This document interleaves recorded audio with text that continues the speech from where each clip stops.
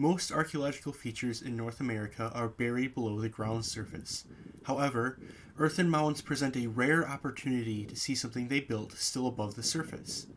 Mounds were constructed from the Archaic period until the time of European contact. Some of the most recognizable and impressive mounds and earthworks were built during the Middle Woodland period. The Middle Woodland period is a time frame of 200 BCE to 400 CE, although this date varies regionally. Hopewell is a term used to describe a cultural trend during the Middle Woodland period of cultures adopting the practice of creating large mounds and earthworks and sourcing materials from far away to make items that were often part of ceremonial activities and mortuary deposits. Hopewellian ideas were spread around the Midwest and Mid-South, although southern Ohio and the Illinois River Valley seem to have been major hotspots of Middle Woodland Hopewellian activity.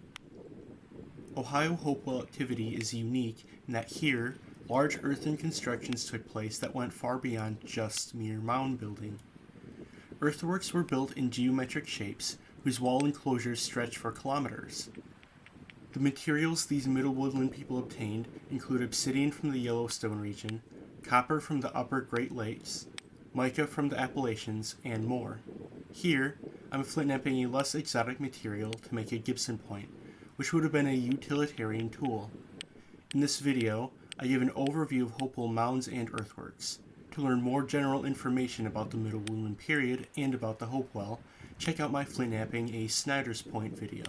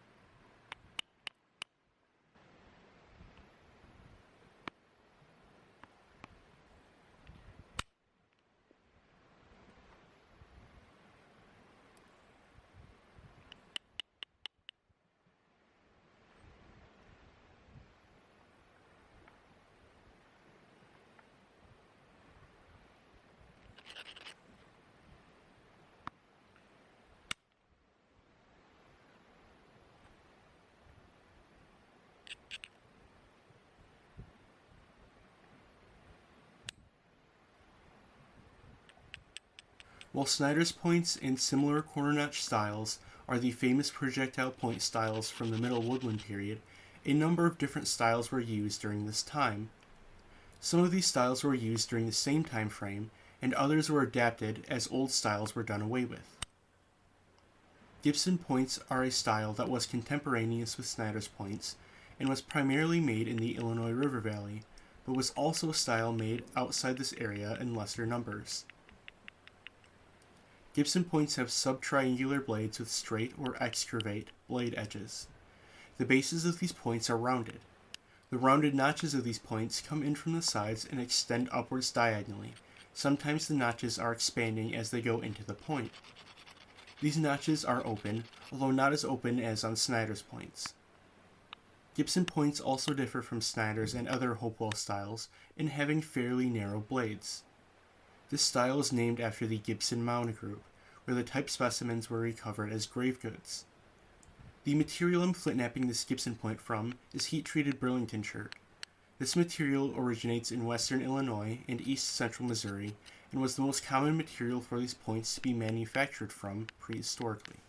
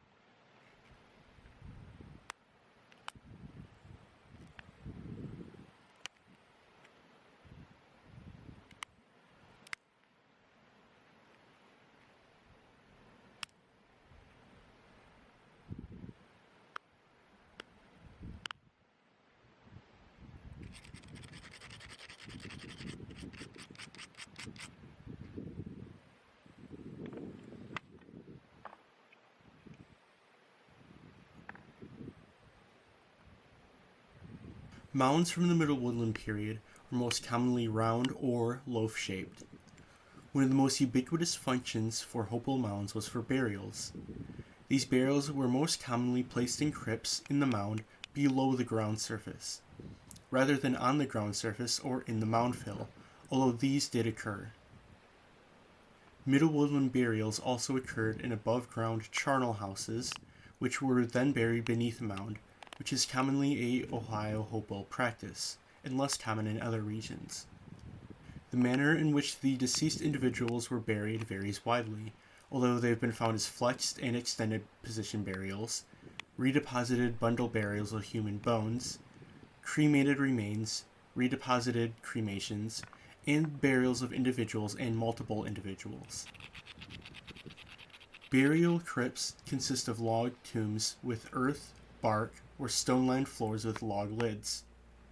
There is ample evidence to suggest that these crypts were left accessible to the living for some time before they were completely filled with mound fill. These crypts were usually constructed in the center of the mounds, although many burial mounds had later, secondary crypts dug into the mound periphery. Charnel houses consist of pole structure buildings which offered additional privacy and protection for the deceased living people interacting with them. Archaeologists can tell how these were constructed and what they may have looked like based on post molds left in the ground. Before cremation could begin, defleshing was necessary to remove the skin, muscle, and organ tissue. Once these charnel houses were full of the deceased, they were burned and covered with earth. These structures ranged from small to huge. The charnel house beneath the Edwin Harness Mound in Ohio was 13 by 35 meters and contained more than 175 burials of cremated remains. Whether with crypt or charnel burial modes, mounds were often built with deliberate soil choices. The layers of soil often were laid down with contrasting color and texture to construct the mound. Sometimes soil was brought in from a different location. Archaeological evidence shows that when these mounds were constructed and used, they were kept free of vegetation. This was probably to show the contrasting color and the deliberate choice of soil, which had some sort of meaning to the people who made these mounds.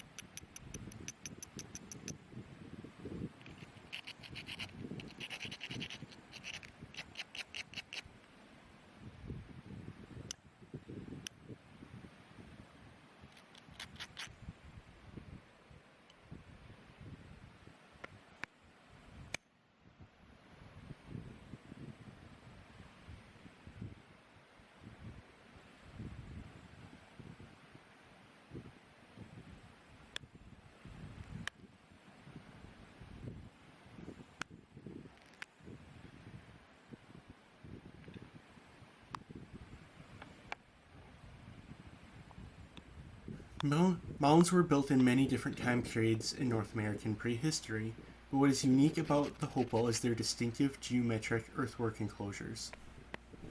The best known and most elaborate of these occur in southern Ohio, although they exist in a band from western New York and western Appalachia into southeastern Indiana. Isolated instances of earthworks outside of this area include the Man and Twenefell sites, the Marksville site, and the Pinson Mound site. The most famous Ohio Hopewell earthworks include the Hopewell site, Mound City, Newark Earthworks, and the Fort Ancient Earthworks. Earthworks are not always associated with burials or burial mounds, although most geometric earthworks co-occur with burial mounds in the same site. Some of these were built using soil scraped up over a large area, from trenches that the walls were built adjacent to, or from soil transported in from elsewhere. They are built on a number of different landscapes and landforms, although many are on elevated locations. It appears that these earthworks were planned in advance, and construction of some of them took place over long periods of time. Fort Ancient, for instance, was built over a 300-year period. These geometric earthworks were also modified over time by the people using them. While what purpose they served is unclear, they were definitely used as gathering places by Middle Woodland communities for ceremonies, rituals, and other activities. The walls of these earthworks may have been to limit the visibility inside to make the activities which took place exclusive. Another idea is that these walls were a separation from the outside, designating it as a special space. It's also been proposed that these earthworks were aligned with the movements of celestial bodies, such as the Sun, Moon, and Venus. Some of these earthworks do in fact line up with significant lunar and solar azimuths. However, there is little consensus among archaeologists over this topic, and supposed alignments may not have been intentional or a primary function of these earthen constructions.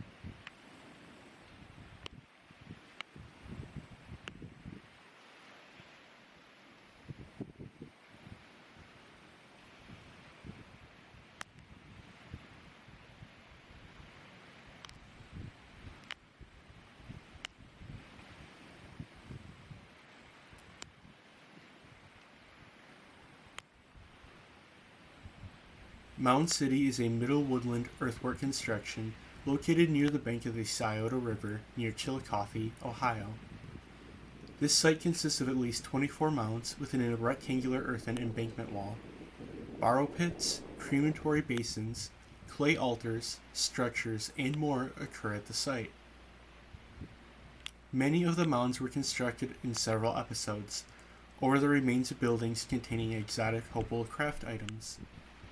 Due to agricultural activity and the construction of a military camp, many of the mounds and walls were damaged severely.